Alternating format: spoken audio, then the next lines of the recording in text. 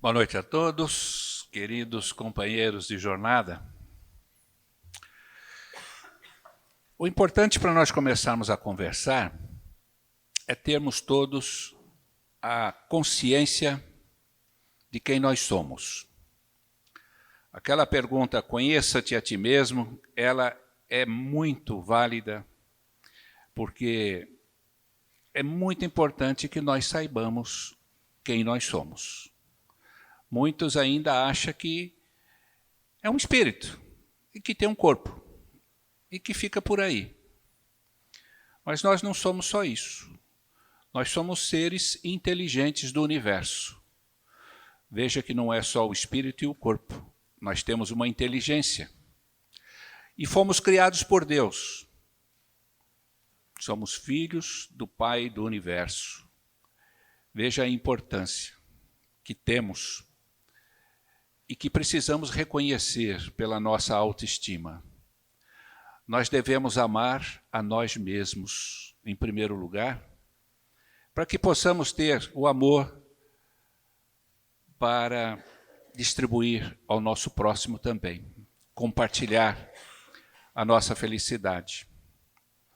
Agora veja que eu falei que nós somos espírito, temos um corpo, temos uma inteligência, mas essa inteligência é ignorante.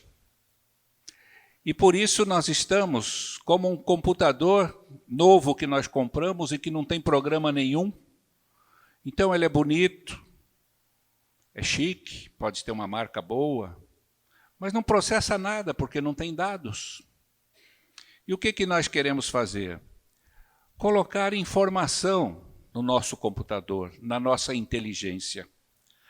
Porque a partir do reconhecimento de quem nós somos e de que tudo que nós temos, devemos despertar em nós, como diria Pestalozzi, a vontade de aprender, que é exatamente colocar o conhecimento na nossa inteligência para melhorar a nossa capacidade de raciocínio. Esse raciocínio que vai nos dar a possibilidade das melhores escolhas diante dos momentos em que nós vamos exercitar o nosso livre-arbítrio, que é mais uma ferramenta de vida que temos. O Pai não seria justo conosco se simplesmente nos deixasse desta forma e dissesse, agora vocês tocam a vida. Mas um dia, aqui neste planeta, o Pai nos deu de presente o nosso Mestre Jesus, que veio vivenciar aquilo que nós precisamos aprender. Por isso o significado das suas palavras quando ele disse, eu sou o caminho, a verdade e a vida. Ninguém vem ao Pai senão através de mim. E por que nós fomos criados? Nós fomos criados para sermos perfeitos, como o Pai é perfeito. E como alcançar esta perfeição? Foi exatamente o que o Cristo veio para nos apontar o caminho. E como é que nós temos esse caminho hoje? Como ele foi colocado?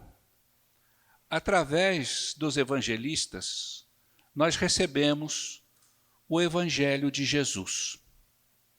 E o Evangelho de Jesus, que já vem de muitos séculos, ele chegou a nós há 160 anos atrás, aproximadamente, um pouquinho menos, através da pena de Allan Kardec, ditado pelo Espírito de Verdade, aonde o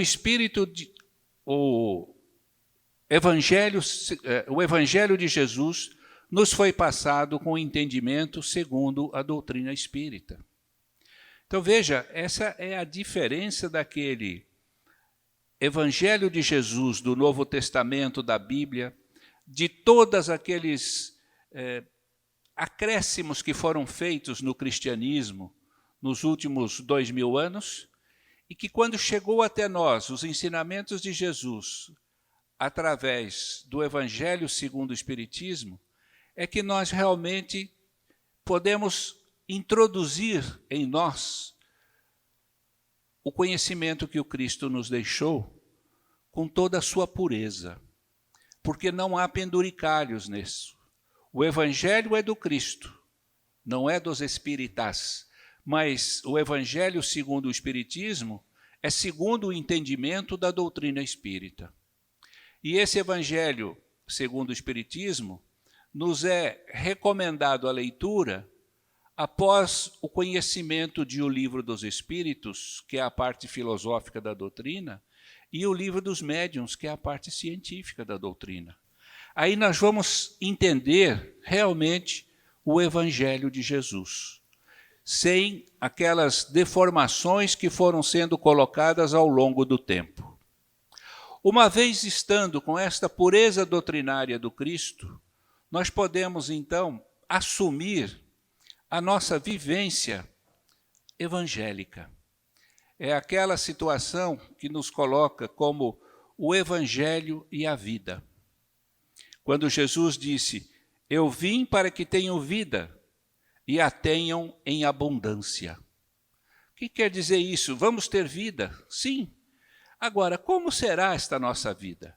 Se é através dele que nós vamos ao Pai, se é através do conhecimento que ele nos legou pela sua vivência, é que nós alcançaremos a perfeição, ao longo do tempo, não tenhamos a pretensão de deixarmos esta encarnação já perfeitos, mas nós podemos dar uma boa caminhada para a nossa evolução. Quando Cristo nos coloca que ele nos dá tenhamos vida em abundância, essa vida em abundância não é uma vida longa, mas é uma vida profícua. É uma vida onde nós poderemos vivenciar e não apenas viver. Porque muitos de nós ainda que não têm o conhecimento daquilo que eu coloquei no início, por isso que eu coloquei aquilo, e sei que a maioria dos que estão aqui sabem disso, mas não tem ainda a noção. O que se passa? Quando a gente não conhece alguma coisa, para nós aquilo não existe.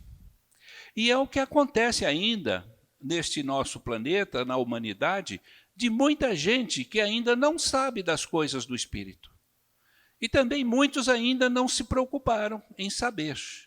Acham sempre que essas coisas podem ser deixadas para um outro momento.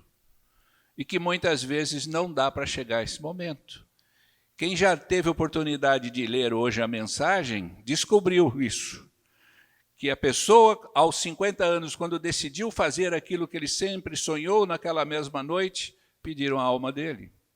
Como Jesus já nos alertou, esta noite poderão pedir a sua alma. Então vejam, nós não temos que ficar esperando. É para hoje, e aonde estivermos. Ontem já foi, o tempo passado já foi, o que pudemos fazer, fizemos, o que não puder, não vamos fazer mais. Não deveremos alimentar saudade. Saudade não é uma palavra gostosa de se ter. Muitos elogiam, dizem que a língua portuguesa é a única que tem saudade. Por que ter saudade? Saudade você vai ter sofrimento, principalmente. Saudade traz uma melancolia. Nós temos que ter boas lembranças. De tudo aquilo que poderia dizer, está me trazendo saudade? Não, mas era tão bom, eu tenho boas lembranças daqueles momentos, porque não vão voltar mais. Por que eu vou querer ficar com saudade sofrendo? Nós não estamos aqui para sofrer. O próprio Cristo nos coloca isso. Ele quer que nós tenhamos vida em abundância. E a vida em abundância tem que ser uma vida alegre, tem que ser uma vida para frente, tem que ser uma vida onde a cada momento eu posso fazer melhor aquilo que eu estou fazendo. E a partir sempre daquilo que nós devemos fazer primeiro. E eu vou repetir que é para ficar muito claro. Não é egoísmo, mas é o amar a si próprio. A autoestima é o que nos dá a energia, é o que nos dá a capacidade, inclusive, do relacionamento com as pessoas. Nós devemos estar sempre, como diria, para cima. E é assim que nós devemos viver. Porque sabe de uma coisa? A tristeza onde acaba levando? A loucura. Porque começa com uma saudade, depois vai ficando triste, depois vem uma melancolia, daí a pouco vem uma depressão, depois da depressão vem a loucura. Hospital Santa Teresa direto. E sabe quem diz isso para nós? Emmanuel. Que a cada 10 pessoas que estão com problemas mentais, 7 a causa foi a tristeza. Então nós temos que começar a pensar sério e abolir isso da nossa vida. Nós não temos que ficar tristes. Isso era coisa para aqueles poetas da década de 20, 25, né? Quem estudou literatura ainda vai lembrar disso, que aqueles poetas faziam aquelas poesias tristes para suas namoradas e queriam morrer cedo para se vitimizar. Isso é uma coisa do passado. Hoje nós temos que olhar para frente e temos que ser alegres, felizes e tudo mais, porque o Cristo era alegre. Alguém lembra de alguma passagem evangélica aqui do Cristo triste chorando? Não. Ele era sempre para frente. Dentre as mais difíceis situações, ele estava sempre com a turma dele, que eram os apóstolos, e levando para frente. E olha, ele sabia do fim dele, hein? Como é que a coisa ia acabar. Mas era a lição que ele nos deixava. E é assim que nós devemos tocar a nossa vida. Nós não precisamos vestir como ele vestia, andar na Galiléia como ele andava. A nossa vida deve ser a mais normal possível, mas tem que ser feliz. Tem que ter a convivência. O amor ao próximo, principalmente aos nossos próximos mais próximos, porque ali é o nosso primeiro compromisso, não é? No nosso lar. Porque muitas vezes a gente é tão bonzinho em alguns lugares que a gente frequenta, e em casa a gente é uma peste. Isso acontece, não é? As crianças não suportam, ficam até alegres quando o pai ou a mãe sai de casa e por aí vai. Nós temos que cuidar disso em primeiro lugar, no nosso trabalho. Se nós não gostamos do trabalho, devemos fazer duas coisas. Tanta gente reclama, outro não tem trabalho, mas a quem tem reclama que não gosta daquele. Procura fazer outro. Vai procurar outro. Se não achar, é aquele que você tem, como se diz, é o que tem para hoje, goste dele, seja feliz. Não tem um ditado aí que diz que quando você trabalha e faz o que gosta, você nunca vai trabalhar, você vai estar sempre de férias, né? É uma delícia trabalhar no que gosta. E olha, é aquela frase quase que é de para-choque de caminhão, né? Que diz assim, eu não tenho tudo que gosto, mas gosto de tudo que tenho. Sabe o que é isso, gente? É a maneira de ver as coisas. Porque tudo tem a maneira de ver. Se você pega um número 6 e a pessoa está de um lado ou do outro, para um é 6, para o outro é 9. Então, aquilo que não está bom, você vira, ele passa a ficar bom. Veja que nós devemos ter conosco mesmo uma disciplina muito grande. E como essa disciplina para nós aparece? Com o conhecimento que nós vamos adquirindo através do estudo. Não é à toa que nós somos inteligentes, mas precisamos buscar o conhecimento, que é para nós termos essas linhas de pensamento e, principalmente, aproveitar a lógica que a doutrina espírita nos passa, pela informação que ela passa, pelo caminho que ela nos conduz, pelo posicionamento que ela nos recomenda. Nada é obrigado, mas a luz do ensinamento nos faz tomar a decisão pelo melhor caminho. Fomos alertados pela porta larga e a porta estreita. Jesus falou nisso. A porta larga é tudo muito mais festivo, mas eu brinco, olha, à frente é uma festa, mas no fundo é a ressaca. E a porta estreita não quer dizer que ela seja dolorida na frente, mas ela é muito mais disciplinada e é o que nos fortalece. E veja que o livre-arbítrio para nós é algo de uma grande vantagem, porque nada nos obriga.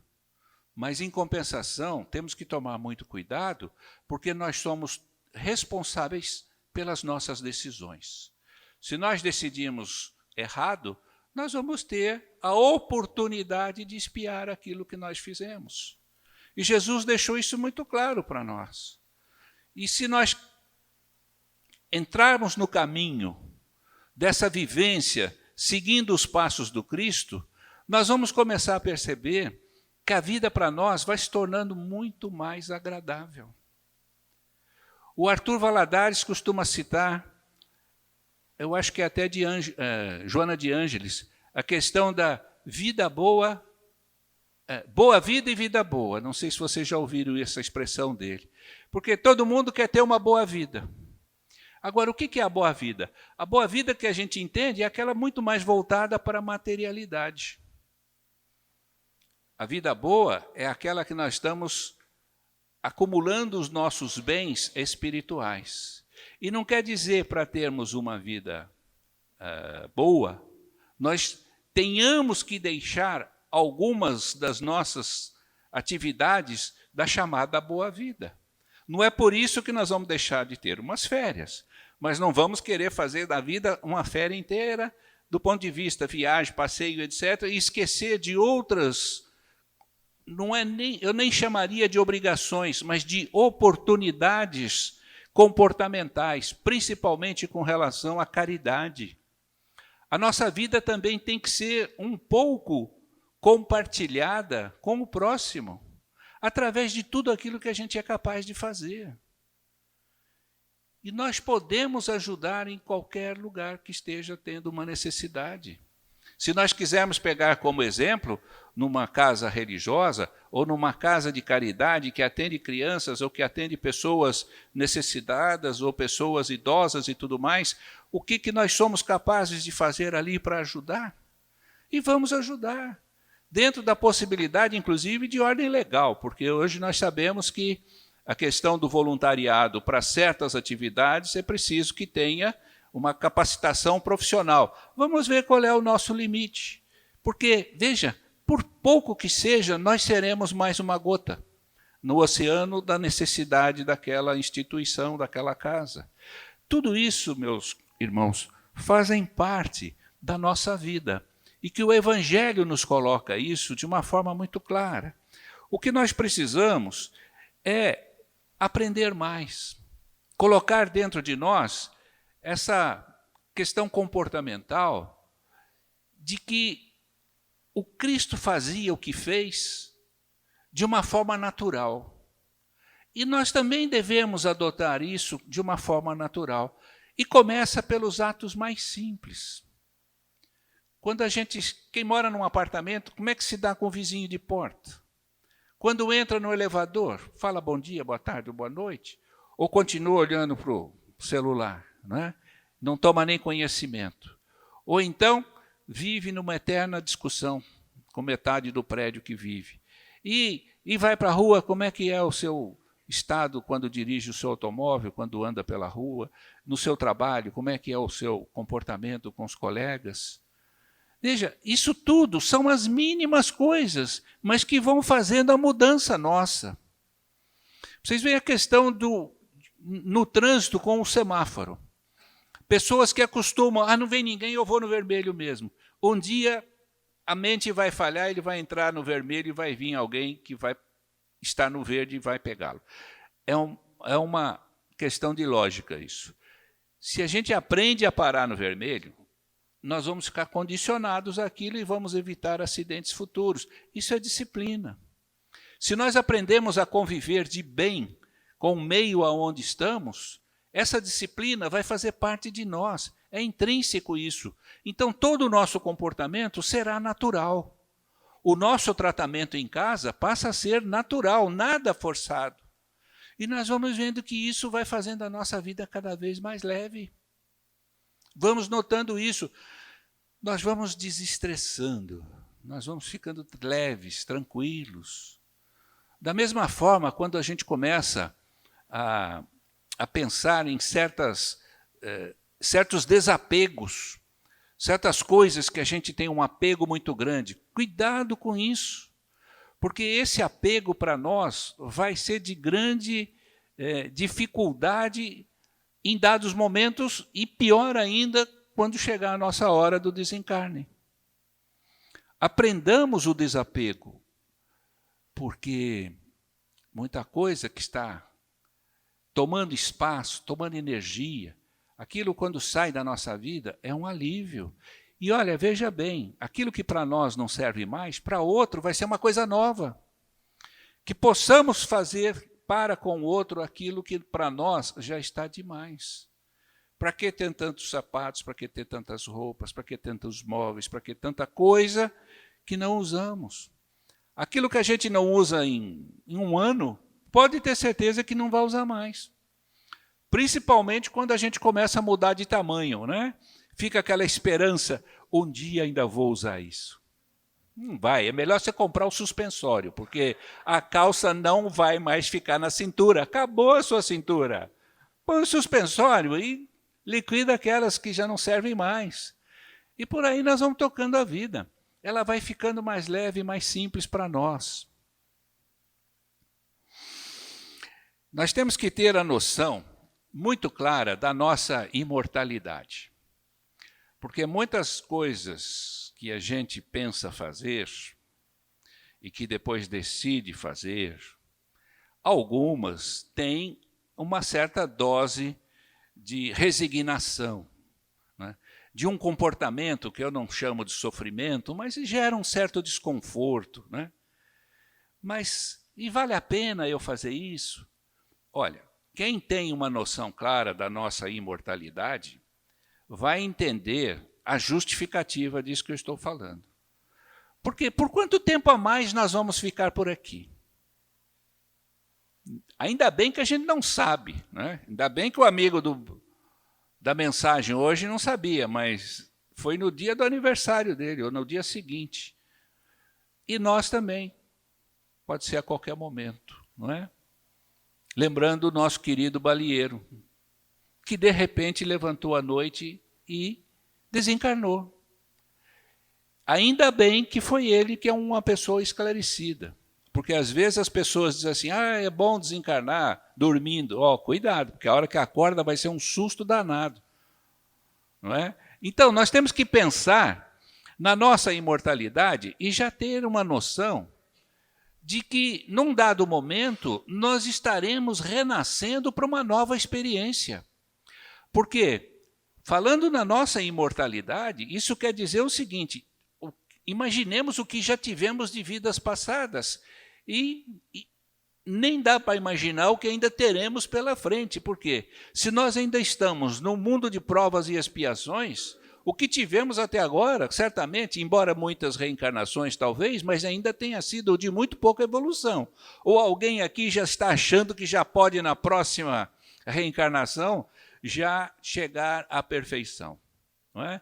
Porque nós estamos num mundo de provas e expiações, esperamos que a humanidade faça a sua regeneração, mas nós temos que alcançar ainda os mundos felizes, os mundos angelicais. Então, veja a distância que nós ainda temos. Mas, tendo a noção da nossa imortalidade, justifica perfeitamente tudo aquilo que nós fizermos para o nosso bem espiritual. Não estou pregando aqui apenas uma espiritualização nossa. Nós estamos aqui nesse planeta porque nós precisamos das reencarnações. Mas saibamos aproveitar ao máximo essas nossas reencarnações, porque se nós estamos nesse mundo de prova e expiação, na vida que estamos tendo, como dizia Chico Xavier, nascemos onde precisávamos, com a família que precisava, no mundo, no lugar que precisava, ou seja, está tudo certinho conosco. Então vamos aproveitar e vamos nos encaixar nisso. Nós somos uma peça desse Lego enorme chamado planeta Terra e nós estamos aqui encaixadinhos para levar uma determinada vida.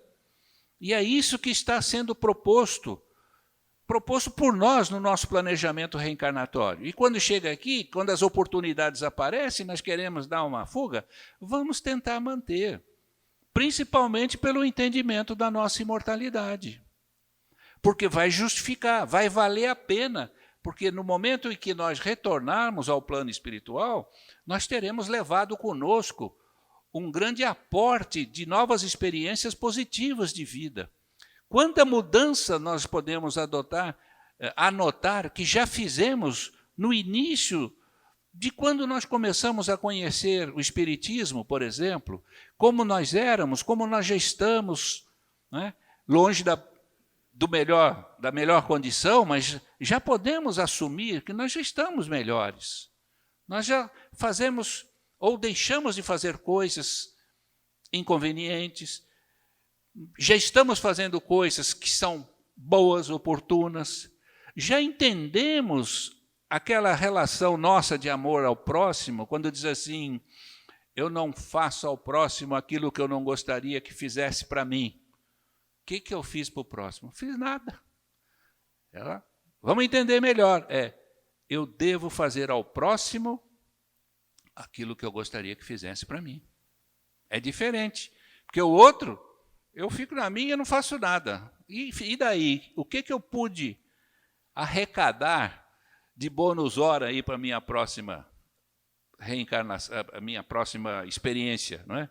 Que vai ser a espiritual. Então, o que nós precisamos? Ter essa noção, administrar bem a nossa vida, baseado nos conhecimentos que o Evangelho nos passa. Ao lermos o Evangelho, nós vamos ter tudo direitinho. E principalmente com um grande alívio, quando Jesus disse: o meu jugo é suave e o meu fardo é leve. O que quer dizer isso? Eu já falei, não tem nada de exigência. Há recomendações e há as duas condições para fazer certo ou fazer errado. A porta larga ou a porta estreita. Ninguém proíbe nada. Jesus não coloca proibição. E Paulo nos dá uma frase lapidar, que nos alivia e nos responsabiliza mais, quando ele diz que tudo é lícito, mas nem tudo me convém. Aquilo que vai me convir depende do meu conhecimento, do meu lastro de inteligência administrada. Aquilo que eu já sei, que é para mim tomar a melhor decisão, daquilo que eu não devo e daquilo que é conveniente até que eu faça, ou daquilo que eu não devo fazer, ou do que eu devo fazer de tal forma. E por aí vai. Nós vamos, à luz da doutrina espírita, convivendo da forma que Jesus conviveu conosco. Nos seus atos, nas suas atitudes, nas suas palavras, no seu amor ao próximo, no seu relacionamento com a humanidade. Porque nós relacionamos com a humanidade. Uma pequena parte, mas é a humanidade. E o amor ao próximo não é apenas aos próximos mais próximos. Esses nós devemos dar uma prioridade. Mas não devemos, pela distância, seja de parentesco, até pela distância física, deixar de amar o próximo. Porque amar o próximo é respeitá-lo, é fazer o bem, uma prece até, por que não? E muito mais importante, não ter inimigos. Jesus disse, se você tiver um inimigo, se você vier fazer uma oferenda e tiver um inimigo, vá, reconcilia-te com ele, depois você volta. Nós temos que amar os inimigos também.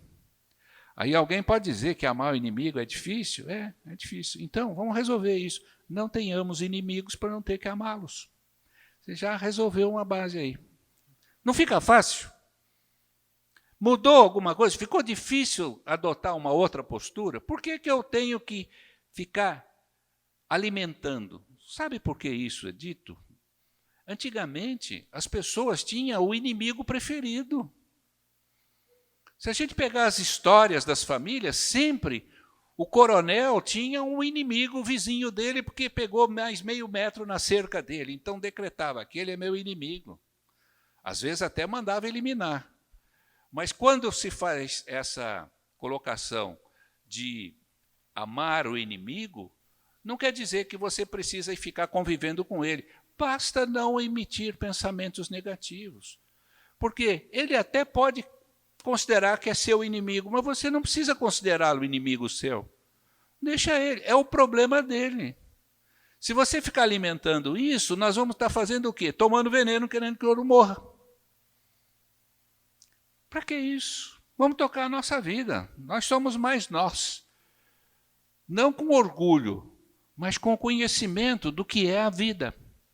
Do que é a nossa imortalidade, do que é a nossa espiritualidade, do que deve ser a nossa vivência, do que deve ser a nossa convivência, do que deve ser o nosso comportamento.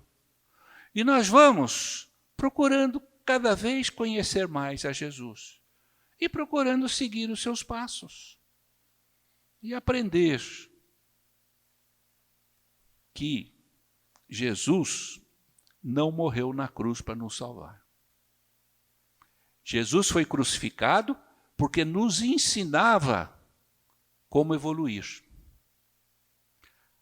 A crucificação do Cristo, naquele tempo, era a pena máxima para as pessoas que contrariavam o sinédrio e as autoridades locais. Jesus, então, foi condenado por isso. Porque fica muito fácil essa interpretação. Jesus morreu na cruz para nos salvar. Então estou salvo. Não. Salvo do quê? Se eu não fiz nada, o que precisa me salvar? Não é salvação, é evolução. Jesus foi crucificado porque ensinou a humanidade a evoluir através do seu comportamento. E ele não falou apenas, ele vivenciou. E não precisou escrever. Os evangelistas fizeram chegar a nós isso. Para muitos, isso que eu acabei de falar, talvez até choque pela nossa formação religiosa, que sempre ouvimos isso, né? Alguns até vão dizer, esse cara está blasfemando. Mas vamos entender bem. Salvar do quê? Não tem salvação. É evolução. Nós vamos passo a passo, evoluindo. De que maneira? Da forma como Jesus nos ensinou. Porque quando Jesus nos colocou como é que deveria ser a nossa evolução, contrariou os interesses da época. E aí disseram, poxa, esse cara está falando demais e vai tirar a nossa clientela. Temos que dar um jeito nele. E sabemos o que aconteceu. Então vamos passar a entender muito bem isso, com todo respeito, evidentemente, mas é só para a gente ter uma noção daquilo que o Espiritismo nos passa como fé raciocinada, e não como fé cega. Que devemos aceitar tudo aquilo que é dito, sem pensar. Por isso é que nós precisamos buscar o conhecimento para colocar na nossa inteligência, para melhorar a nossa capacidade racional. A lógica do nosso raciocínio, ela se faz com o conhecimento. E por último, eu ainda diria, Jesus disse que voltaria como Consolador. Ele já está aqui conosco, na forma da doutrina espírita.